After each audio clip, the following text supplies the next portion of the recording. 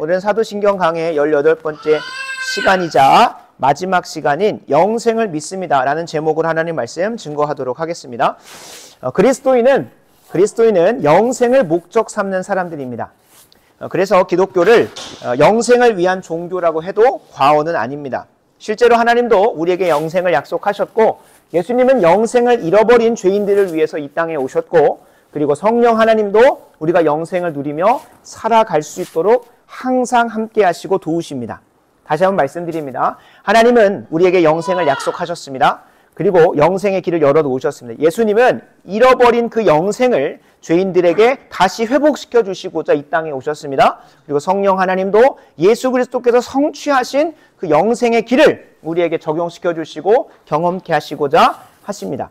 그러니까 성부, 성자, 성령 하나님이 우리에게 영생을 주시고자, 그리고 우리는 그 성부, 성자, 성령 하나님과의 관계 속에서 그 영생을 누리게 됐다라는 것을 성경이 분명히 이야기하고 있다는 겁니다. 그렇다면 성경을 통해 한번 살펴보겠습니다.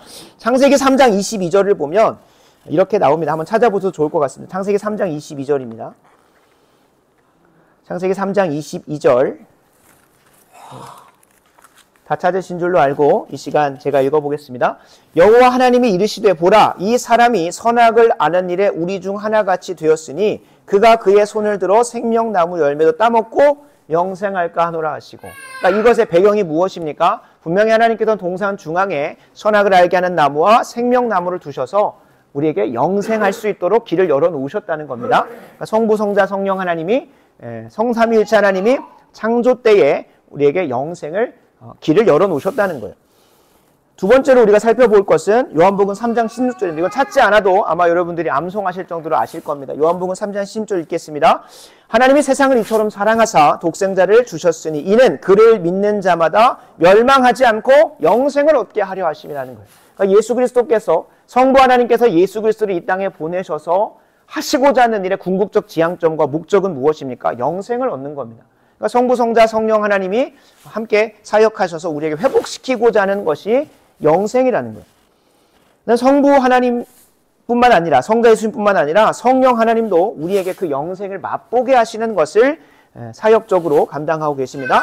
로마서 6장 4절에 보면 영생이라는 단어가 분명하게 나오진 않지만 영생과 동일한 단어로 성경 안에서 해석이 되어지는, 그리고 쓰여지는 새 생명이 등장합니다. 로마서 6장 4절을 함께 읽겠습니다. 최근에 로마서 6장 4절을 많이 읽어보셨을 거라 익숙할 텐데요. 로마서 6장 4절을 같이 함께 합독해 보도록 하겠습니다. 로마서 6장 4절입니다. 다 같이 함께 읽겠습니다. 그러므로 우리가 그의 죽으심과 합하여 세례를 받음으로 그와 함께 장사되었나니 이는 아버지의 영광으로 말미암아 그리스도를 죽은 자 가운데서 살리심과 같이 우리로 또한 새 생명 가운데서 행하게 하려 함이라. 아멘. 아멘. 여기 나오는 새 생명, 이전과 전혀 다른 새로운 생명의 삶을 살게 하는 것, 그것이 성령 하나님의 역사입니다. 예수와 예수님의 죽음과 함께 연합하고 예수님의 부활의 생명과 함께 연합하는 것 누가 하는 겁니까? 성령 하나님이 하시는 겁니다. 엄밀히 말하면 조나단 에드워즈는 그런 표현을 씁니다. 성령을 우리에게 부어주시는 것 자체가 생명 자체를 우리에게 부어주시는 것이다. 그리고 하나님께서 우리에게 새로운 생명을 부어주신다는 것 자체가 예수 그리스도의 영인 성령이 우리에게 부어지는 것과 동일하다라고 하는 표현을 써요. 그러니까 성령이 우리에게 주어지는 것이 영생이 부어지는 것이고 새로운 생명이 부어지는 그 성령 자체를 우리에게 선물로 주신다는 것 자체가 구원의 총체요, 복음의 총체요, 영생 전체를 우리에게 주시는 것이나 다름이 없다라고 표현을 하기도 합니다. 성령 하나님이 우리를 예수 그리스도와 연합하게 하셔서 예수님께서 이 땅에 오셔서 성취하시고 완성하신 영생을 우리에게 적용시켜 주시는 것. 그것이 성부, 성자, 성령 하나님이 우리에게 베푸시는 구원이요, 또 구원의 약속으로 주어지는 열매인 영생이 이렇게 기록되어 있다는 겁니다. 그러니까 그리스도인은 영생을 목적 삼는 게 많습니다. 영생을 약속하고 있는 것이 기독교이기도 하다는 거예요. 그런데 우리가 여기서 분명히 기억해야 될 것은 성경 전체가 기독교인들에게, 그리스도인들에게 영생을 약속하고 있지만 계속해서 우리가 사도신경을 통해서 점검하고 있는 건 성경이 이야기하는 영생, 부활, 죽음 등등의 것들을 우리 사람들은 스스로가 원하는 영생, 구원, 부활, 죽음에 대한 것들로 치환하는 죄를 범해왔습니다. 하나님이 의도하시고 원하시는 것이 아니라 내가 원하고 의도하는 것으로 그것을 바꿔와 왔다는 거예요. 그래서 우리가 사도신경을 통해서 이 18번, 19번의 시간을 저도 계속 해야 되는 건 뭘까요? 내가 원하는 것, 내가 지금까지 생각해 왔던 것이 아니라 성경 전체를 통하여 하나님께서 우리에게 알려주시고자 한 영생이 무엇이냐, 부활이 무엇이냐, 죽음이 무엇이냐, 이런 것들을 깊이 바꿔 가셔야 되는 것이에요. 그러니까 이전까지 내가 이 사도신경의 고백을 가지고 하나님께서 약속하셨던 것들을 단 하나도 누리고 있지 못하다. 그러면 뭘 돌아봐야 되는 겁니까? 하나님은 신실하게 약속하셨고 신실한 약속대로 신실하게 행하고 계시니 누가 지금 잘못 가고 있는 겁니까? 내 스스로가 하나님이 의도하신 대로 가고 있지 아니하구나를 깨닫고 돌이켜야 되는 거예요. 그런 역사가 계속 일어나야 되는 겁니다. 그래서 우리가 오늘 이 마지막 시간을 살피면서 또 한 번 기억해야 될 거는 나의 삶 가운데 사도신경에 고백한 것들이 드러나고 있지 않다. 그렇다고 한다면 그 고백을 다시 한 번 더 우리가 묵상하고 나의 삶 가운데 그것이 경험되어지기를 소망하셔야 되는 거예요. 대부분 우리 그리스도인들 뿐만 아니라 세상 사람들이 영생하면 생각나는 게 무엇입니까? 크게 한 두 가지 정도로 정리를 할 수 있어요. 첫 번째는 육체가 죽지 않고 영원히 사는 것을 생각하고 있습니다. 그죠? 보통 그걸 약속한다 생각해요. 그러나 그거는 성경이 약속하고 있는 것이긴 하지만 그것이 성경이 1차적으로 본래적으로 약속하고 있는 영생은 아닙니다. 실제로 뒤에서 살펴보겠지만 예수님을 믿든 안 믿든 영생하게 됩니다. 그들이 생각하는 영생은 해요. 죽은 자 가운데도 모두가 살아납니다. 심판대 앞에서 마지막 때에 모두가 살아나서 영원히 죽지 않은 몸을 입습니다. 그러나 더 중요한 것은 무엇일까? 영원히 죽지 않는 몸을 입고 나서 영벌에 들어가냐 아니면 영생에 들어가냐. 그래서 성경은 분명히 이걸 이야기하는. 그래서 성경이 이야기하고는 영생은 그것이 아닐 수 있다. 육체의 영원한 삶을 모두에게 허락되어지는데 그게 특별히 기독교인들에게만 주어지는 게 아니라는 거예요. 모두가 다 영원히 삽니다. 육체적으로 영원히 삽니다. 그게 없다면 하나님은 공의로우신 분이 아니기 때문에 그렇죠. 그죠? 악인들이 이 땅에서 평안하고 막 부하고 자기 살고 싶은 대로 사는데 그냥 죽고 나고 끝나고 나면 그리고 그들이 나중에 죽고 나서 지옥에 가는데 이 땅에서 육신적으로 누릴 수 있는 고통과 그 심판과 형벌과 저주를 단 하나도 누리지 못한다면 뭐 영적으로 어떤 고통이 주어지는지 알 수 없습니다만 분명한 것은 공의롭지 못하신 거죠. 하나님. 그래서 우리가 분명히 기억해야 될 것 성경이 약속하고 있는 영생은 육체의 죽지 않음 혹은 영원한 지속을 얘기하고 있지 않다는 겁니다. 두 번째로 좀 기억해야 될 것은 성경에 대해서 조금 아시는 분들은 이렇게 생각을 합니다. 죽음 이후에 천국에서 영원히 사는 걸 영생이라고 얘기합니다. 맞습니다. 근데 맞는데 그렇다면 천국의 삶이 무엇이냐는 거예요. 우리가 지난 시간에도 계속 살펴보는 것이지만 천국의 삶은 내 뜻대로 내 마음대로 내 생각대로 내 의지대로 내가 사는 것이 천국의 삶이 아닙니다. 하나님의 뜻대로 온전히 살아내어지고 하나님의 통치가 임하는 것. 그러니까 이 앞부분은 까먹어요. 하나님의 뜻대로 내가 사는 것은 하나도 생각 안 하고 하나님의 통치가 임한다고 하니까 내가 원하는 유토피아, 내가 원하는 이상적인 세상을 꿈꿀 때가 많다는 거예요. 그러니까 분명히 영생은 영생입니다. 그 죽음 이후에 영원히 천국에서 사는 삶이 영생은 영생인데 과연 그 영생에 더 먼저 있는 이 천국이라고 하는 삶의 내용이 과연 성경이 약속하고 있냐는 거예요. 그래서 우리가 이 부분적으로 알고 있는 혹은 부분적으로 틀리면 당연히 진리가 아니겠죠. 파편적으로 진리가 아니면 당연히 진리가 아닐 거란 말이에요. 그래서 성경이 말하고 있는 영생으로 우리가 한번 좀 들어가 보려고 해요. 그리고 이러한 사고를 우리가 계속 해야 됩니다. 어떠한 단어를 마주하고 어떠한 개념들을 마주할 때 우리가 금요일 날도 나누는 거지만 용어 하나가 어떻게 사용되어지냐. 용어라는 건 뭐예요? 사용되어지는 언어잖아요. 그러면은 나에게는 어떻게 사용되어지고 성경은 어떻게 사용하라고 이야기하고 있는지를 잘 살펴보셔야 되는 거예요. 그래서 우리가 이 단어 하나가 바뀌어지면 성경을 보는 눈이 달라집니다. 그리고 지금 기도하고 있긴 한데 당장 다음 주부터 십계명을 나갈지 아니면 다음 주부터 이제 내년 1월을 좀 준비하면서 재개척 예배 이후에 내년 1월을 준비하면서 직분에 대해서 좀 한번 건강하게 좀 살펴보는 시간들을 가질지 여러 가지로 좀 고민이 되긴 하는데 기도하고 있는데 분명한 것은 앞으로도 계속해서 우리가 단어 하나하나가 성경적으로 쓰여지고 있는가. 내 삶 가운데서 내가 그토록 원하는 구원이, 내가 그토록 원하는 복음이, 내가 그토록 원하는 영생이 정말로 성경이 이야기하고 있는 건지를 하나하나 분별해 가셔야 돼요. 그런 시간들을 통해서 우리가 하나님이 약속하신 것들을 잘 뭐 할 수 있는 겁니까? 누릴 수 있는 거예요. 이 교회가 교회되지 못함도 성경에서 근거한 대로 가지 않았기 때문에 로마 카톨릭 1000년이 망가진 거예요.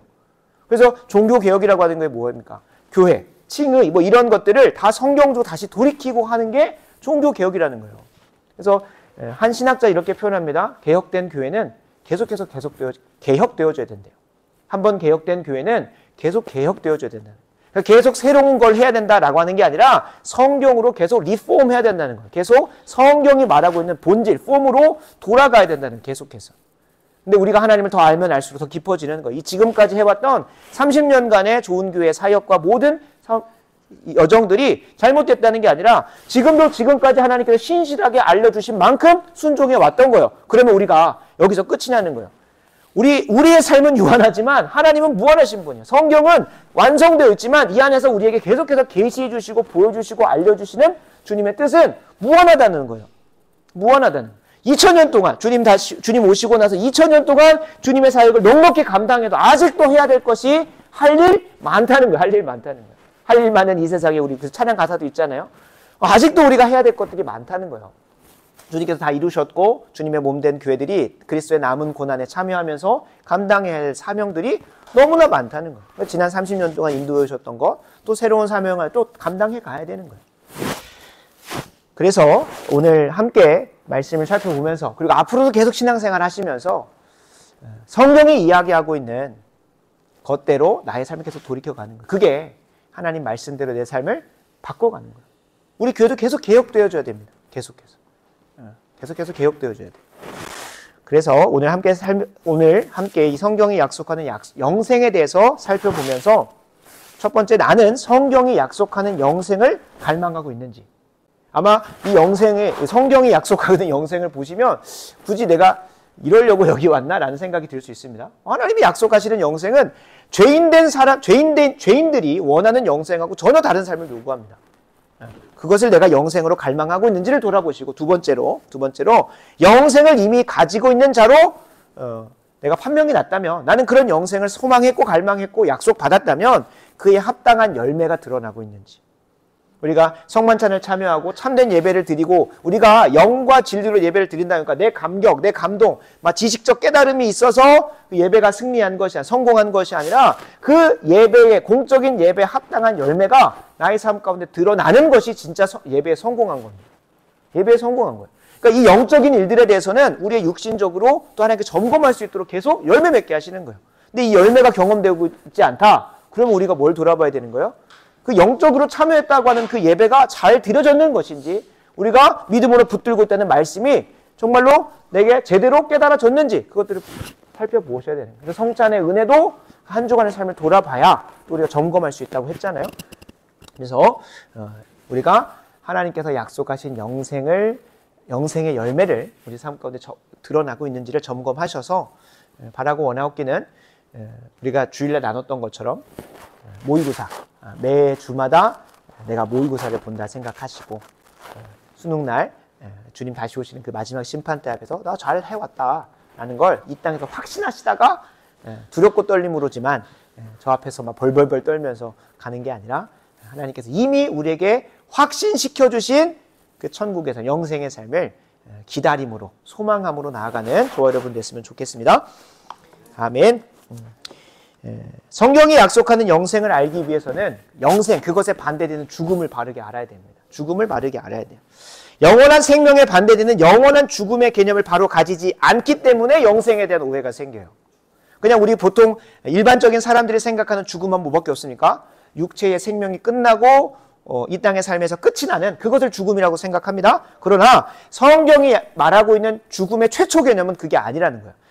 죽음이 처음으로 성경에서 등장하는 본문이 창세기 2장 17절입니다. 창세기 2장 17절 한번 찾아보시면 좋겠습니다.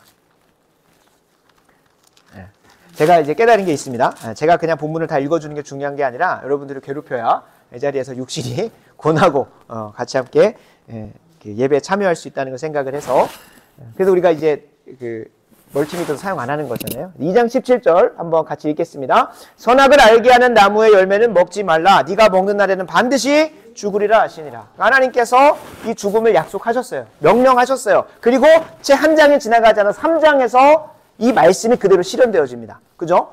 선악을 알게 하는 나무를 하와가 먼저 먹었고 아담에게 함께 먹게 함을 통하여 정령 그들에게 죽음이 찾아왔습니다. 그런데 여기서 우리가 던져볼 질문. 세상 사람들이 보기에는 바로 그걸 먹자마자 정령 반드시 죽어야 됩니다. 그러나 그들에게 죽음이 곧장 찾아오지 않았어요. 이게 아이러니한 거죠. 근데 엄밀히 말하면 성경 전체의 조명 안에서는 죽음이 찾아왔습니다. 우리가 생각하는 육체의 죽음은 그에게 찾아오지 않았습니다. 물론 뭐 많은 신학자들이 이렇게 얘기를 하죠. 이제부터 죽기 시작했다. 죽음이 찾아왔고 죽어가기 시작을 했다는 거죠. 우리가 태어나면서부터 죄로 인하여 죽어가기 시작을 하잖아요. 그러니까 아담과 하와도 몇백 년, 수백 년을 삽니다. 수백 년을 살더라도 일단은 죽음이 그에게 찾아온 것은 맞다라고 해서 맞죠. 그것도 맞는 말이라고 생각은 합니다. 그러나 즉각적으로 죽음이 찾아옵니다. 성경이 말하는 죽음이 이때 분명하게 개념화되어지는데 그것은 무엇이냐면 바로 하나님과 인간 사이의 단절을 이야기하는 거예요. 육체적 죽음을 성경이 이야기합니다. 그러나 그것보다 더 중요하게 생각하는 것은 이 피조물된 인간이 하나님과 창조주 하나님과 긴밀히 연결된 그분과의 관계 안에서 이 땅의 삶을 살아갈 수 있는데 그것이 단절되어짐으로 이제 홀로 내던져진 존재가 됐다는 거예요. 그러나 참 감사한 것은 하나님께서 즉각적으로 그 모든 은혜를 거두지 않으세요. 즉각적으로 모든 은혜, 마치 육체의 생명을 바로 거두지 않으신 것처럼 하나님께서 우리에게 베푸셨던 그 은혜들을 즉각적으로 거두진 않으셨어요. 그래서 우리에게 허락되어진 삶의 여정들이 있는 겁니다. 일반 은총적인 거죠. 첫 번째로 육체의 생명을 바로 거두지 않으셔서 그래도 뭐 그 당시에는 수백 년, 지금은 뭐 길면 100년, 짧게는 7, 80년을 살다가 죽음을 맞이합니다. 분명한 것은 육체의 생명을 바로 거두지 않으셨다는 거예요. 바로 거두셔도 되지만 은혜로 열어놓으시는 거예요. 또 두 번째로 살펴볼 것을 보면 인간이 인간답게 살게 하는 다른 동식물들과 다른 피조물들과 구분되어지고 이 땅의 삶을 살아가게 하는 뭐 이성적 사고라든지 혹은 감정이라든지 의지를 비롯해서 인간을 구성하는 여러 가지 요소들을 하나님께서 그 성품들을 완전히 거두시진 않았어요. 물론 어떻게 됐습니까? 전적으로 타락했기 때문에 온전히 이성적 사고도 안 되고 온전히 그 감정을 충만하게 누릴 수도 없고 의지대로 살아갈 수도 없는 존재가 되기는 했어요. 그러니까 부족하다는 거죠. 죄로 인해서 전적으로 타락했기 때문에 분명히 이전과 하나님과 친밀히 관계 맺고 교제하는 가운데 영적인 죽음을 마주하기 전의 삶하고는 전혀 다른 삶이 열렸죠. 그래서 이 영적인 죽음의 열매들이 맺어지는 거예요.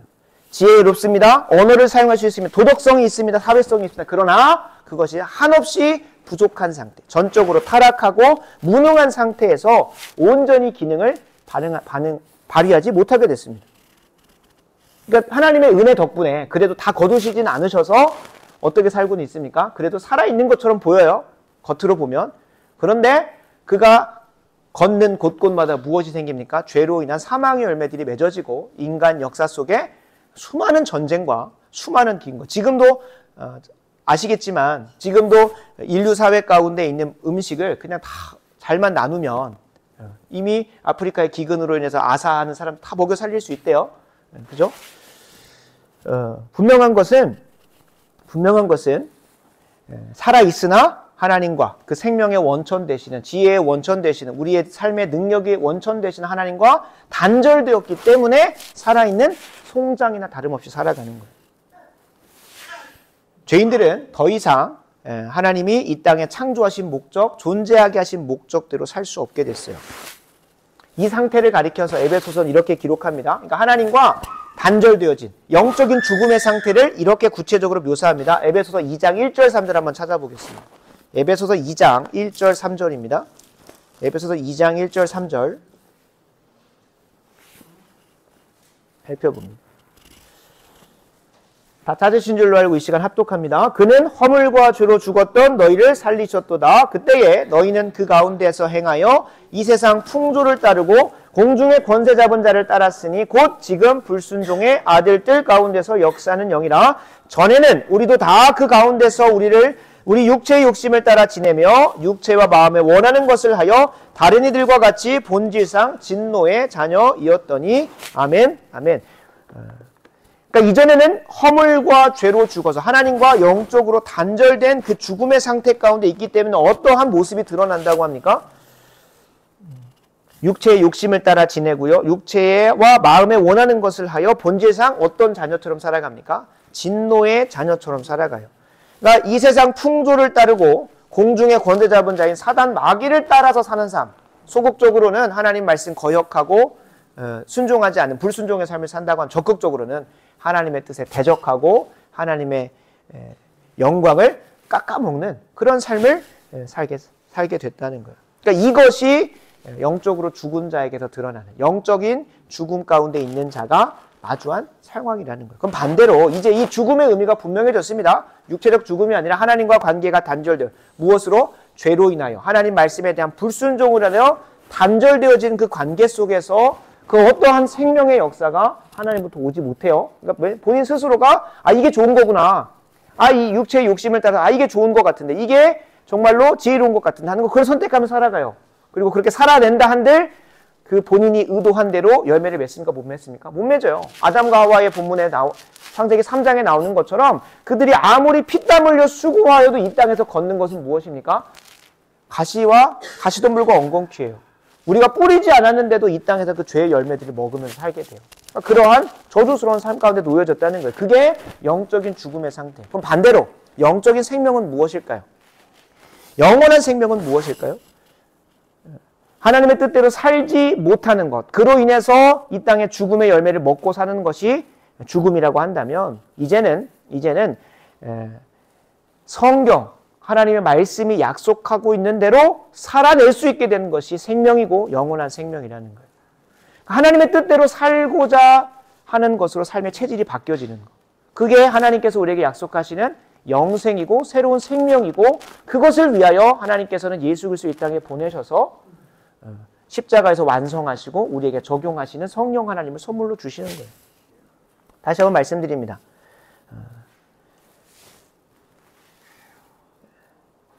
하나님의 뜻을 깨닫고 하나님의 뜻대로 살아내고 그에 합당한 열매를 맺는 것, 그것이 영생이라는 거예요. 그러한 삶이 열렸다는, 그러한 새로운 생명이 열렸다는 것이 영생이고, 그것이 가득한 곳이 어디입니까? 천국이라는 거예요. 그러니까 하나님의 뜻대로 살아내기를 싫고, 하나님의 뜻을 알고 싶지도 않고, 하나님의 뜻대로 살아내고 싶지도 않고, 또 하나님의 뜻이 약속한 대로 열매를 맺지 않는 삶을 살고 있다면 영생에서 엄청 멀어져 있는 거죠. 그러니까 이러한 삶이 나에게 소원되어지지 않는 내게 영생이 있다라고 착각하는 건 정말로 모순이고, 그리고 그것이 풍성하게 펼쳐지는, 하나님의 뜻대로 사는 삶이 풍성하게 펼쳐지는 저 천국의 삶이 내게 약속되었다는 것은 상당히 스스로를 속이고 있는 거예요. 요한복음 10장 10절이 주님께서 분명히 이렇게 얘기하십니다. 내가 온 것은 양으로 생명을 얻게 하고 더 풍성히 얻게 하라는 것이라는 거예요. 그러니까 주님께서 이 땅에 오신 것은 양으로 그 생명의 삶을 시작하고 그것이 더 완전해지고 온전해질 수 있도록 계속 도우시는 그 여정이 주님께서 오시는 것이고, 성령을 통해 우리에게 역사하시는 것도 하나님의 뜻을 더 분별히 알고, 이전에 분명히 읽었던 본문이 더 깊이 깨달아지고 하나님의 선하신 뜻대로 온전히 살아내고자 하는 갈망 속에서 어떻게 하면 그걸 더 잘 살아낼 수 있을까, 어떻게 하면 이걸 더 온전히 살아낼 수 있을까를 깊이 씨름하는 거예요. 언제까지? 순종할 때까지. 이것으로 인하여 순종의 열매를, 영생의 열매를 내 삶 가운데 경험할 때까지 묵상하고 씨름하고 기도하고 해가지고 끝끝내는 성령 하나님의 도우심 가운데 영생의 능력으로 그 열매를 맺어내는 것, 그게 하나님께서 우리에게 약속하시는 영생이고, 그런 삶이 드러나요. 그래서 요한복음 15장 4절 5절에 보면 이 열매가 맺어지는 것을 이렇게 이야기합니다. 내 안에 거하라, 나도 너희 안에 거하리라. 가지가 포도나무에 붙어 있지 아니하면 스스로 열매를 맺을 수 없음 같이 너희도 내 안에 있지 아니하면 그러하리라. 나는 포도나무에 너희는 가지라. 그가 내 안에, 내가 그 안에 거하면 사람이 열매를 많이 맺나니 나를 떠나서는 너희가 아무것도 할 수 없습니다. 이 새로운 생명의 삶을 주님께서는 이 포도나무와 가지의 비유로 하시는 거예요. 예수 그리스도 안에 우리가 온전히 접붙임되고 연합하게 되면 그분 안에 있는 생명의 역사가 내 삶 가운데로 온전히 맺어지게 되는 거죠. 그래서 우리가 읽었던 요한복음 8장 51절 이렇게 이해되는 겁니다. 진실로 진실로 너에게 이르노니 사람이 내 말을 지키면 영원히 죽음을 보지 아니하리라. 이게 영생이라는 거예요. 사람이 내 말을 지키면, 아니 너희가 나를 믿으면 영원히 죽음을 보지 않으라가 우리가 생각하는 개념이잖아요. 예수님 믿으면 천국 갈 수 있지, 영원히 살 수 있지라고 말하는 게 아니라 내 말을 지키는 것, 그것 자체가 영원한 죽음, 영원한 생명을 맛보는 것이고 영원히 죽음을 맛보지 않는다는 거예요. 우리가 말하는 죽음은 무엇입니까? 1차적으로 육체적 죽음도 맞는데 그것보다 더 본래적이고 본질적인 죽음은 하나님과의 단절로 인해서 이미 죽음 가운데 산송장으로 살아가고 있는 삶이 죽음이라는 거예요. 더 이상 영원히 죽음을 보지 않는데요. 어떻게 할 때? 하나님 말씀 순종할 때. 근데 하나님 말씀 순종이 내 마음대로 됩니까? 안 돼요. 그래서 성령을 통하여 조명해 주시고 성령을 통하여 살아내게 하시고 성령을 통하여 약속하신 대로 열매 맺어주시는 것이 영생의 삶인 것이고 그것이 오늘 요한복음 8장 51절이 이야기하고 있는 사람이 내 말을 지키면요. 내 말을 지킨다는 것 자체가 이미 그 안에 영생이 있다는 것이고 영원히 당연히 죽음을 맛보지 않는다는 거죠. 하나님 말씀에 온전히 순종할 수 있는 역사는 그러니까 이거를 조건적으로 이렇게 갖고 가면 안 돼요. 우리가 기본적으로 생각하는 게 하나님의 뜻대로 살아내야지 하는데 우리 안에 못 살아냅니다. 그러니까 내 말을 지키면이라는 그 이면 안에 신학적으로 봐야 돼요. 나는 전적으로 무능했고 하나님 말씀이 무엇인지도 하나님 뜻대로 살아낼 수도 없고 그 뜻이 열매 맺고 순종의 열매로 이어질 때까지 견디고 인내할 수 없는 게 우리들입니다. 그런데 그거를 지키는 열매가 맺어지게 한다면 내 안에 무엇이 있다는 겁니까? 성령이 계시고 예수님께서 이루신 영생이 내 안에 있다는 것을 우리가 확인할 수 있는 거예요. 그러니까 당연히 영원히 뭐 하지 않겠습니까? 죽음을 보지 않겠다라고 약속하시는 거죠. 그래서 영생의 열매는 우리에게 이렇게 분명히 드러납니다. 하나님의 말씀대로 사는 것으로 드러납니다. 다시 한번 말씀드립니다. 하나님의 말씀대로 사는 것이 곧 영생입니다. 이전에는 어떤 삶이었습니까? 하나님을 대적하고 그 대적함으로 인하여 하나님이 약속하신 수많은 축복과 유익들을 하나도 맛보지 못했던 자입니다. 죽어있는 자였죠. 그런데 그 죽어있는 자가 이제 예수 그리스도를 통하여 하나님 아버지 앞으로 담대히 나아갈 담력을 얻어서 성령 하나님을 의지하여 예수 그리스도로 말미암아 성령으로 말미암아 예수 그리스도를 의지하여 하나님 앞에 담대히 나가서 그분의 뭘 얻는 겁니까? 은혜를 얻으며 살아가는 거예요. 그게 이제 생명 있는 삶인 거죠. 그래서 실제로 우리가 영생을 생각할 때 한번 잘 그 상상을 한번 해보겠습니다. 뭐 묵상도 아니고 상상인데 영원한 시간이 우리에게 주어진다고 한들 여러분 그것이 진짜로 우리에게 참된 기쁨이겠습니까? 이 땅에서 뭐 무드셀라가 969살까지 살았고 뭐 아담도 하와도 등등도 다 막 900몇 살까지 살았단 말이에요. 근데 지금 우리가 늙어가는 노화의 상태와 그 건강의 상태가 더 900년 동안 지속되면서 그냥 일어나지도 못하고 아무것도 못하는데 그냥 병상에 누워가지고 900년 사는 게 과연 영생이겠냐는 거예요. 조금 더 깊이 한번 상상을 해보겠습니다. 내가 정말로 1초도 함께 있고 싶지 않은 사람하고 평생을 아니 영원한 삶을 살아간다고 하면 그것이 여러분 천국이겠습니까? 그것이 진짜 우리에게 기쁨이겠습니까? 아니요. 차라리 단 1시간만 있어도 영원의 기쁨을 누릴 수 있는 그 사람과 평생을 사는 게 그 1시간만 사는 게 내게 정말로 기쁨이지 않겠습니까? 그렇지 않아요? 그러니까 우리 영생을 생각을 할 때 시간의 양을 생각하면 안 되고 시간의 질을 생각하셔야 돼요. 시간의 질을. 내가 오늘 하루를 살아도 그 하나님과 친밀히 동행하면서 그분이 알려주신 뜻대로 사는 것이 나에게 오늘의 새로운 생명이고 영생의 기쁨이다라는 것들을 바뀌어진 사람이라는 거. 바뀌어진 사람. 그 마음의 갈망이 내 뜻대로 내 마음대로 내가 원래 살던 대로 살겠다가 아니라 이제는 새로운 길이 열렸고 하나님께서 약속하시는 그 뜻대로 살 수 있는 길이 열렸으니까 그 삶을 선택하겠다라고 하는 게 영생이 있는 자고 그리고 그 영생을 이 땅에서 맛볼 수 있는 자는 그리고 그 영생의 삶을 하나님 뜻대로 사는 삶을 우리는 두 글자로 뭐라고 하냐면 예배라고 합니다. 예배라고 하는 영어로 월십이죠. 월십. 월스와 쉽에서 합쳐진 합성 용어인데 내가 최고의 가치를 두는 것에 따라서 살아가는 삶을 예배인 거잖아요. 내가 하나님의 말씀 그리고 하나님을 내 삶의 최고의 가치로 둔다면 당연히 어떻게 드러납니까? 우리가 예배라고 생각하면 지난번 예배와 섬김 시리즈도 했습니다만 단순히 그냥 공적인 예배 드리고 끝나는 게 아니죠. 이 자리로 모이는 이유는 무엇입니까? 우리의 삶에서 내가 이 세상의 분주함과 바쁨과 또 이 세상의 정신없음과 여러 가지로 하나님 뜻이 무엇인지 분별이 안 되는 삶을 살아갈 때 하나님께서 공적인 예배자를 부르셔서 일주일에 한 번씩은 계속 부르셔가지고 내가 한 주간의 삶을 내 일평생을 어떤 말씀을 붙들고 살아가야 되나라는 것을 계속 깨우쳐 주시는 거예요. 그리고 거기서 끝나는 게 아니죠. 함께 그 말씀을 깊이 묵상하여서 어떻게 순종할 수 있을지 어떻게 영생의 삶을 맛볼 수 있을지 먼저 교회 안에서 누리게 하시죠. 성도들이 교제하죠. 그래서 시편 133편에 형제들이 동거함이 어찌 그리 아름다운 거 연합하여 동거함이 어찌 그리 아름다운 거 주님께서 그곳에 무엇을 약속하시면 영생의 기쁨을 시편 133편 3절에 약속하고 계세요. 영생의 기쁨을 그 시간의 양이 아니라 그 깊은 하나님께서 누리게 하시는 기쁨으로.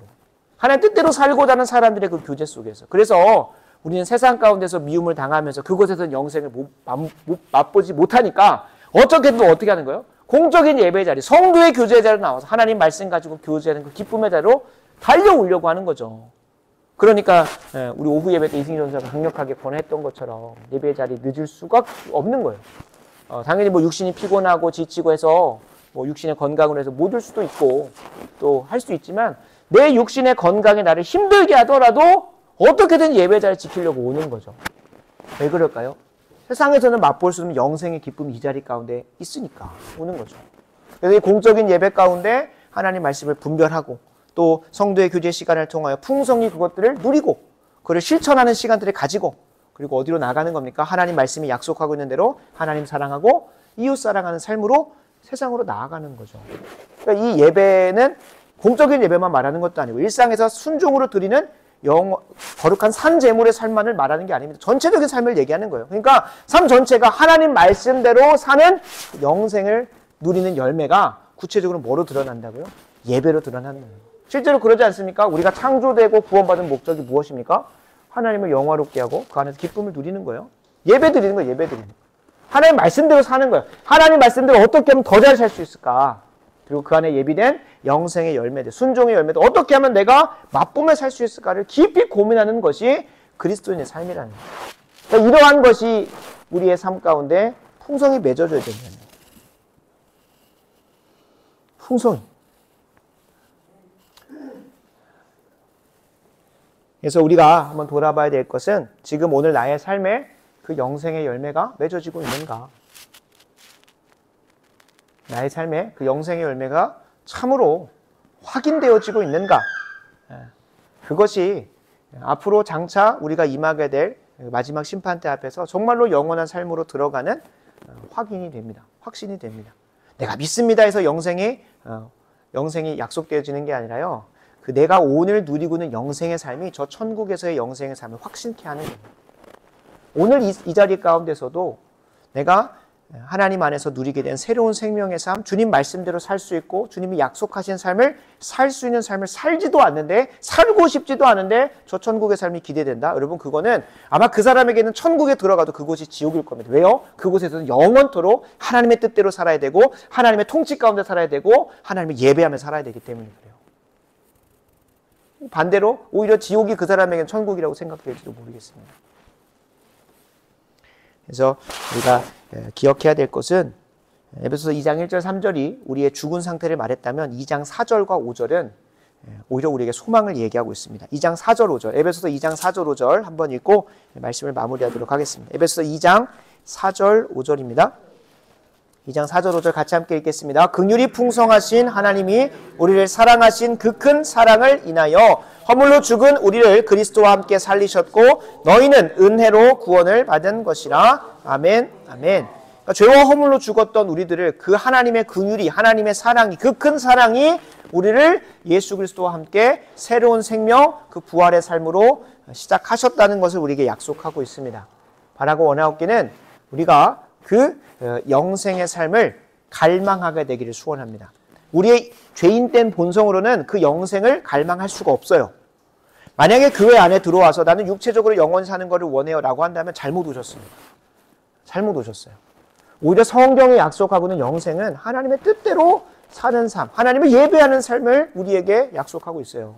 그 길이 열렸다는 건데 이것이 누군가에게는 복음이고 누군가에게는 구원이고 누군가에게는 너무나 환영할 만한 소식인데 반대로 누군가에게는 정말로 하고 싶지 않은 삶인 거예요. 허물로 죄로 죽어있는 자들은 아무리 이 영생이 선포된다고 하더라도 기쁨으로 받을 사람이 없습니다. 그러나 누구에게는 내가 이 땅에서 내 뜻대로 내 마음대로 내 욕심대로 내가 원하는 대로 살다가 보니 맨날 죽음의 열매를 먹는 거 보다가 하나님께서 약속하신 저 삶이 너무나 소망되어지고 갈망되어진 사람에게는 이 영생의 약속이 그 긍휼하신 하나님이 그 큰 사랑을 인하여 예수 그리스도 안에서 우리에게 주시는 그 영생이 너무나 갈망되어지죠. 그리고 그 갈망되어진 사람에게 세 가지 특징이 등장을 합니다. 어떻게든 하나님의 말씀을 온전히 분별하여서 살려고 하겠죠. 하나님의 뜻이 진짜로 무엇인지 오늘 나를 향한 하나님의 뜻과 인도하심이 무엇인지 분별하려고 할 거예요. 그런 사람들은 뭐 하겠습니까? 묵상을 깊이 하겠죠.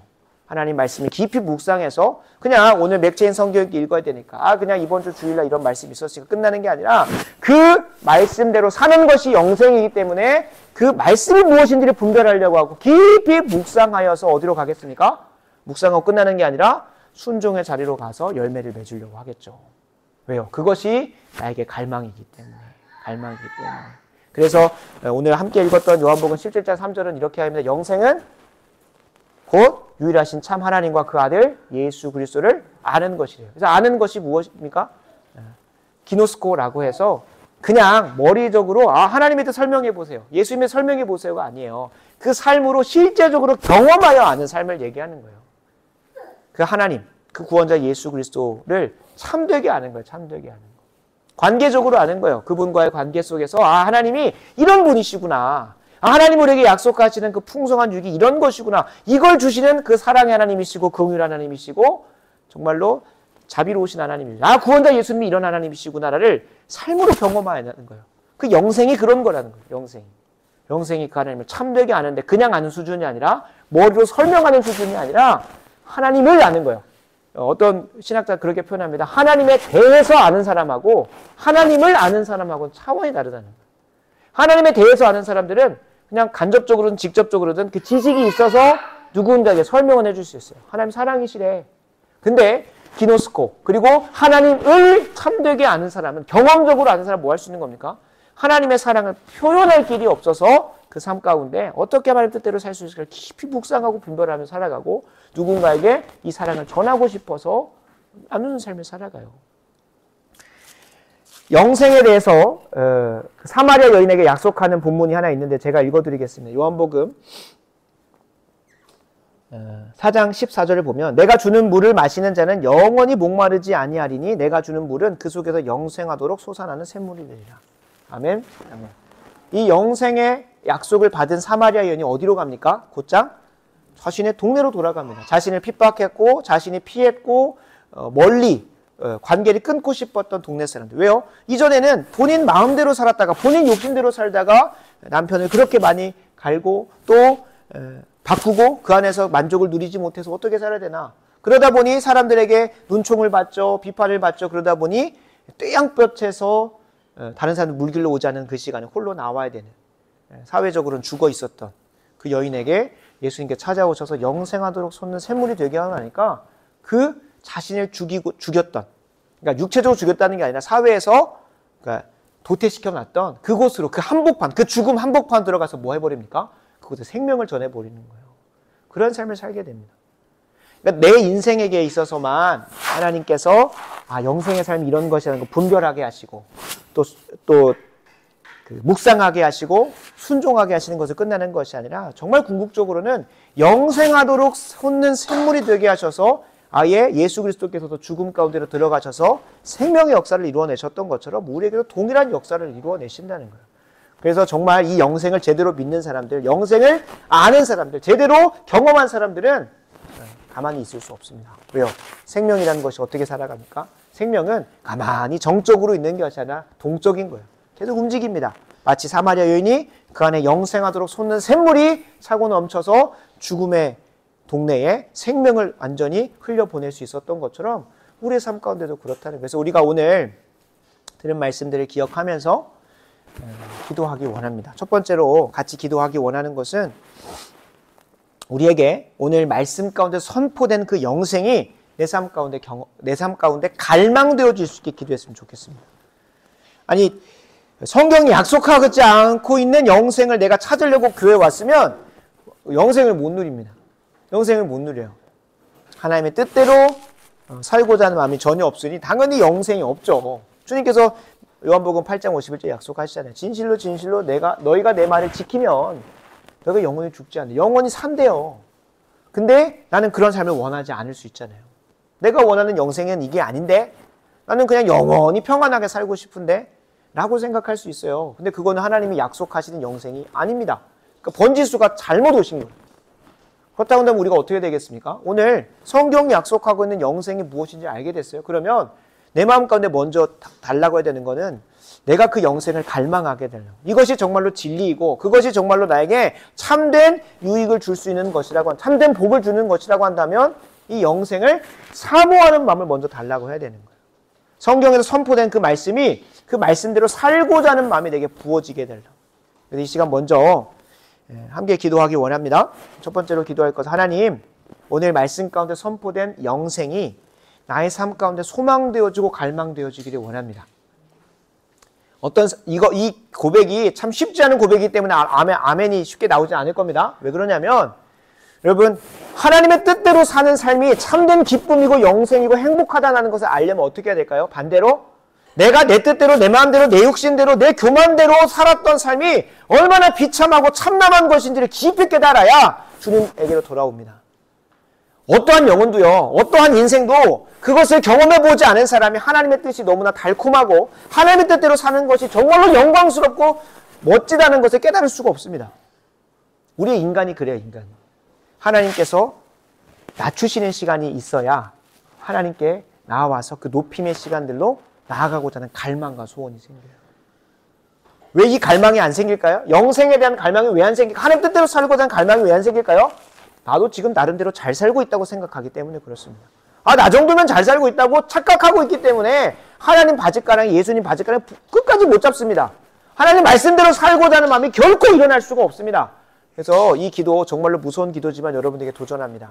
하나님 말씀대로 사는 그 영생의 삶이 내게 갈망되어지게 달라고 이제 같이 함께 기도하도록 하겠습니다. 기도하겠습니다. 아버지 하나님 감사합니다. 하나님 우리가 지난날 알았던 영생의 개념을 주님께서 약속하신 영생을 잘못 알았었는데 오해했었는데 바로 깨닫게 하신 것 감사합니다. 주여 바라고 원하옵기는 머릿속에서 그 개념만 바뀌는 것이 아니라 우리의 삶이 우리의 영혼이 우리의 전 인생이 뒤바뀌어지는 역사 일어나게 하여 주시옵소서. 그 영생이 갈망되어지게 하시고 그 영생이 우리의 삶 가운데 열매 맺을 수 있도록 도와 주시옵소서. 본질상 진노의 자녀로 하나님을 대적하고 하나님 뜻에 온전히 불순종하는 것이 우리의 인생의 방향이었는데 주 예수 그리스도께서 예비하신 새로운 생명, 영적인 생명, 영원한 생명은 주님 뜻대로 살 수 있는 길을 열어놓으셨고 살아낼 수 있도록 도우시는 그 충만한 역사가 있다고 약속하셨습니다. 그것이 우리에게 경험되어지게 하여 주시옵소서. 그리고 우리 안에 있는 그 생명이 우리의 삶만 변화시키고 끝나는 것이 아니라 죽음이 가득한 가정과 일터와 학교 그리고 이 나라와 민족 가운데 전라도 땅 가운데 완주 땅 가운데 청년들의 삶 가운데에 그 생명을 전하고 확장시키고 생명으로 정복하는 그 은혜가 우리 좋은 교회에게 허락되어지게 하여 주시옵소서. 하나님 11월 29일 시작으로 또 새로운 여정이 시작됩니다. 하나님 지난 8개월 동안 신실하게 우리가 하나 되게 하셨던 것처럼 앞으로 정말로 같은 뜻, 같은 말, 같은 마음으로 하나 되어서 온전히 합하여 주 영광 위에 끝까지 달려가는 우리 좋은 교회 될 수 있도록 은혜 더하여 주시옵소서. 예수님의 이름으로 간절히 기도드립니다. 아멘.